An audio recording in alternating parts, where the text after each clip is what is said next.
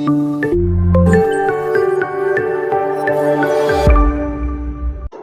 जैसे कि हम क्या अभी देखे हैं जिरेंड और इन्फिनिटिव।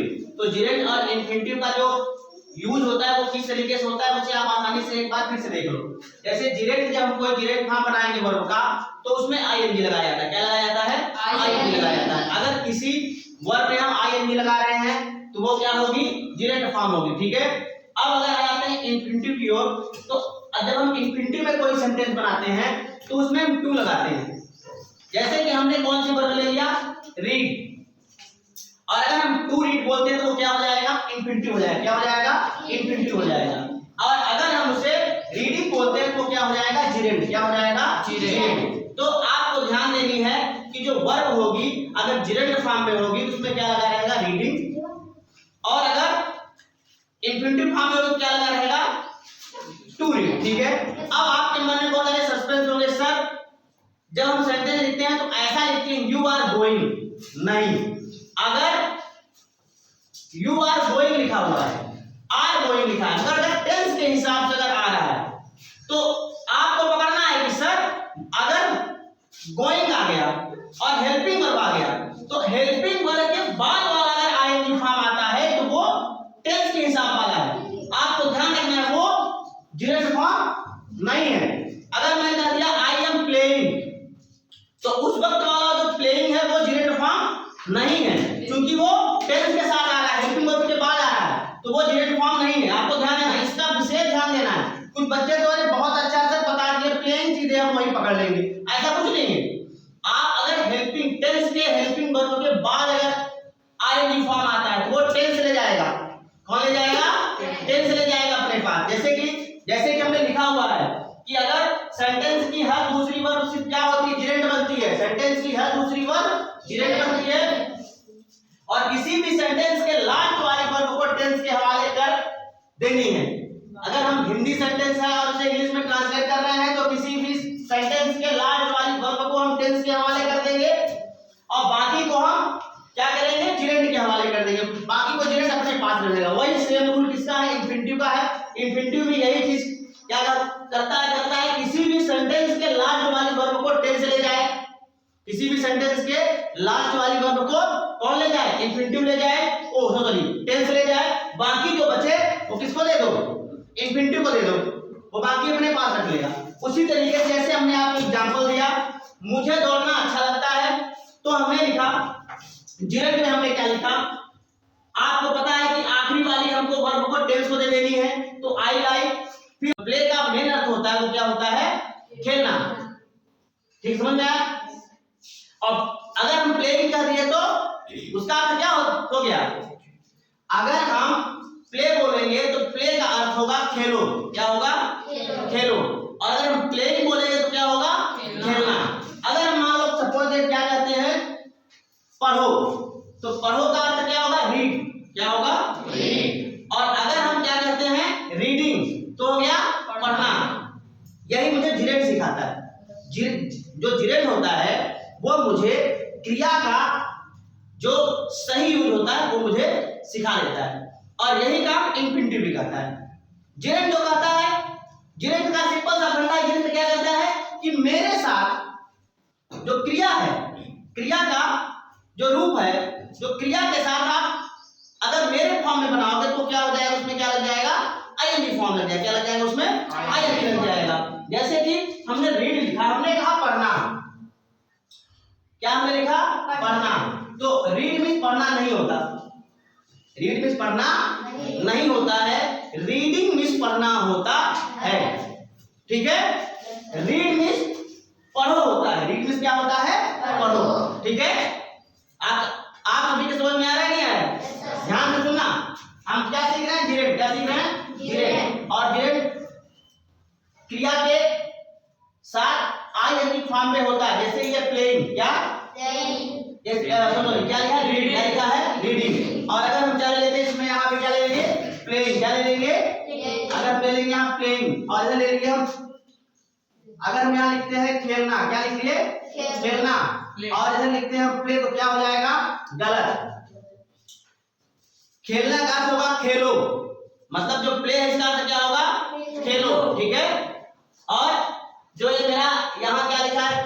लिखा हुआ है ये क्या हो गया, जिरेंट फॉर्म में हो गया। ठीक है, बात समझ में आ रही है। तो आपको ये हम अभी अभी जस्ट बता दिए हैं कि जो जिरेंट होता है वो आईएनजी फॉर्म में होता है। जिरेंट जब यूज किया जाता है हिंदी सेंटेंसों में, उस वक्त मुझे ध्यान देना होता है कि उन हिंदी सेंटेंसों में जब ना, नी और ने, क्या, ना, नी और ने जब आ जाए, ये कहां आएगा, ये कहां आएगा, ये चीज समझो, ये कहां आएगा, सेंटेंस की हर दूसरी वर्ड, सेंटेंस की हर दूसरी वर्ड।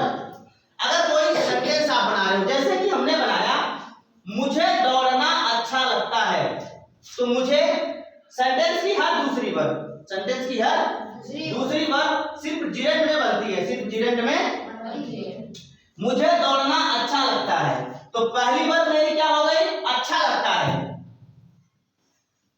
मेरी पहली वर्ड क्या हो गई, अच्छा लगता है। दूसरी वर्ड क्या हो गई, दौड़ना, दूसरी वर्ड क्या हो गई, दौड़ना। इसमें दो वर्ड हैं, दो क्रियाएं काम कर रही हैं। जब जिरेंट का यूज होता है वहां दो क्रियाएं साथ साथ आती हैं, दो क्रियाएं साथ साथ आती हैं। एक आती है, कह दो तुम टेंस के पास भाग जाओ, एक वर्ब का पूरा काम टेंस का हो जाता है। वो कैसे होता है आपको हम समझा रहे हैं। जैसे कि हमने आपको शुरुआती दौर में ही बता दिया कि ये जिरेंट है, और जिरेंट में जब हम यूज करते हैं तो उसके साथ हम क्या लगाते हैं, आईएनजी। अगर हम किसी क्रिया को जिरेंट में बनाते हैं, अगर किसी क्रिया को हम क्या करते हैं, जिरेंट बनाते हैं, तो उसमें हम आईएनजी लगाएंगे। क्या लगाएंगे बच्चों, आईएनजी लगाएंगे। आपको ध्यान रखना है कि अगर कोई क्रिया दी हुई है और मुझे उसमें क्या लगाना है, वहां पे क्या लगाना है, जिरेंट लगाना है, तो क्या लगाएंगे, आईएनजी लगाएंगे। ये जैसे यहाँ पे आप देख सकते हो, जैसे हमने आपसे रीड बोला और हम कहते हैं रीड को क्या बना दो, जिरेंट, तो क्या बोलोगे, रीडिंग। हमने कहा प्ले को क्या बना दो, जिरेंट, क्या बोलोगे, प्लेइंग। हमने कहा लाफ को क्या बना दो, जिरेंट, क्या बोलोगे, लाफिंग।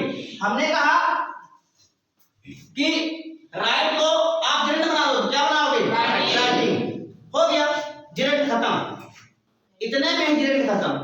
अगर आपको इतना समझ में आ गया कि हमको वर्ब के साथ अगर हम आईएनजी लगा दे रहे हैं तो वो क्या बन गया, जिरेंट बन गया। क्या बन गया, जिरेंट। तो कंप्लीट। अब कुछ इसके सस्पेंसेस हैं जहां आपको इसको यूज करना है, कहां किस तरीके से पेपर में पहचाने कि सर यहाँ पे मुझे जिरेंट बनाना है, ये जिरेंट फॉर्म में नहीं है, इसको मुझे जिरेंट फॉर्म में करनी है। जैसे मेरे एग्जाम पे आएगा तो मुझे इसको क्या बनाना है, उस वर्ब को जिरेंट बना के लिखना है।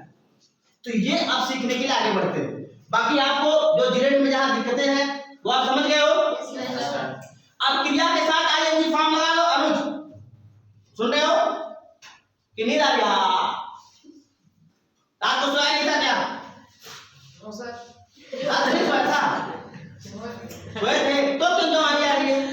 मौसम भी तो ऐसा नहीं है जो हमारे है। तो सुनो, आप सिंपल सा फंडा ले लो। जैसे हम क्या कर दिए, सोना, स्लीप, तो स्लीप को क्या बना दो, जिरेंट, तो स्लीपिंग। सुन रहे हो? बैठे हो, सीट, तो सीटिंग, क्या हो गया, जिरेंट हो गया। अभी आप बोल रहे हो स्पीक, तो स्पीक को स्पीकिंग कर दो, क्या हो गया, जिरेंट हो गया। कंफर्म? अब आते हैं कुछ रूल में जो आपके एग्जाम के लिए आपको परेशान नहीं करेंगे। एग्जाम वाले क्वेश्चन अगर आपको परेशान करें, बड़े ही सही तरीके से, बड़े ही फिट तरीके से, फिट आज से बहुत जल्दी आप उसको तुरंत आप जिरेंट में कन्वर्ट कर दोगे। तो इधर देखो, जैसे हमने यहाँ बोर्ड में लिखा हुआ है, सेंटेंस की हर दूसरी वर्ड, सेंटेंस की हर दूसरी वर्ड जिरेंट में बनती है। अगर कोई इंग्लिश सेंटेंस लिखा हुआ है, यही आपको पेपर में कंफ्यूजन करेगा। सेंटेंस इंग्लिश का देगा लेकिन जिरेंट फॉर्म पे नहीं रखेगा। तो आपको ये ध्यान देना है कि उसमें दो वर्ड कौन सी है, कौन टेंस के पास जाएगी, कौन जिरेंट के पास आएगी, ये भी मैं आपको बताने वाला हूं। पहला तो आपको ये कंफर्म हो जाए कि जब सेंटेंस की हर दूसरी जो वर्ब होती है वो क्या होती है, जिरेंट में बनती है। क्या बनती है, जिरेंट में बनती है।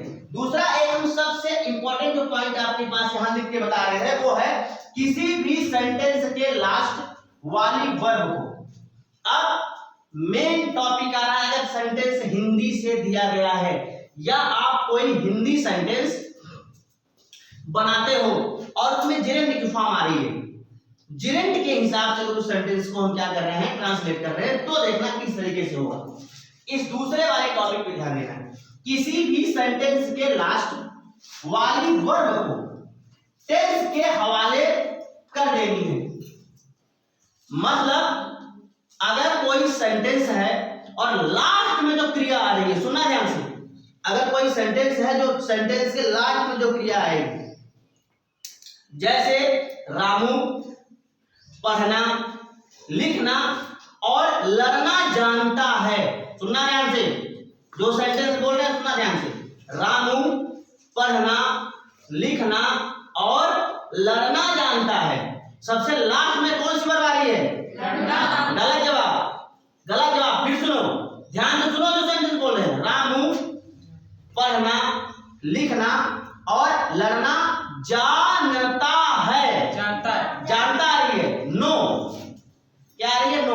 तो ये जो लास्ट वाली जो वर्ब आ रही है टेंस के हवाले कर दो, ले जाओ इसको, ये तुम्हारी मर्जी, मतलब सिर्फ और सिर्फ लास्ट वाले वर्ब में टेंस की मर्जी चलनी है, लास्ट वाले में तुम्हारी कोई मर्जी नहीं चलनी है, लास्ट वाले वर्ब में सिर्फ और सिर्फ टेंस की ही मर्जी चलेगी। आप उसको सीधे टेंस के हवाले कर दो, ये टेंस के हवाले कर दो, उसमें कुछ मत सोचो, ये टेंस का काम है, टेंस इसको चाहे जहां बैठा है, जहां उठाए, जहां फेंके, चाहे उसको अंतरिक्ष में फेंक दे और चाहे वो नीचे जमीन के अंदर उसको रख दे, तुमसे कोई मतलब नहीं है, तुम्हें उसको देखना भी नहीं है, ठीक है।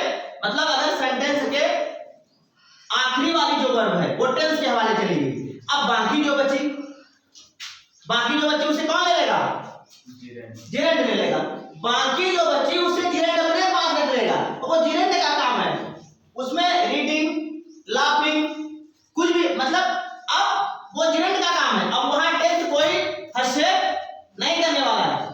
आपको ध्यान रखना है कि सेंटेंस के जो आखिरी वाली जो वर्ब आएगी उसमें टेंस की मर्जी चलनी है, उसमें टेंस की मर्जी चलनी है, बाकी जो वर्ब बचेंगी उसमें जिरेंट की मर्जी चलनी है, ठीक है।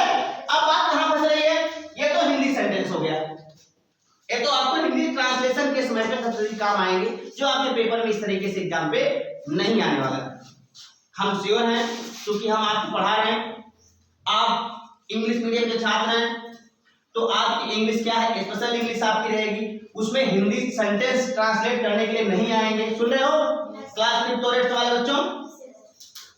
तो आपको ध्यान देना है कि तो मेरे पेपर में किस तरीके से सर आएगा, आपके पेपर में इंग्लिश सेंटेंस लिखे रहेंगे, उसे ही आपको क्या बनाना है, जिरेंट और इंफिनिटिव बनाना। अभी हम चर्चा जिरेंट की कर रहे हैं और आगे आते हैं और किस तरीके से मुझे पेपर में उसको करना है बता दिए।